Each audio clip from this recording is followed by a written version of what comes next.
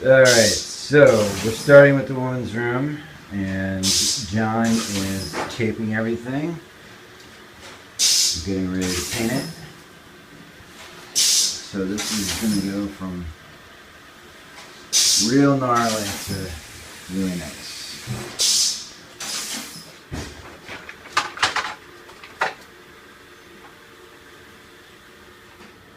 So, John, you want to tell us what happened here? Why you got kicked off the project? My lean paint rolling methodology was rejected, and I was replaced.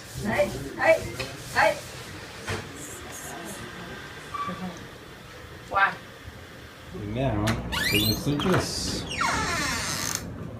Get some art on the walls, fresh coat of paint, dispenser's back, new trash can, not nearly as beat up. It's looking nice in here. So now, on to the men's room. This is the bathroom part 1.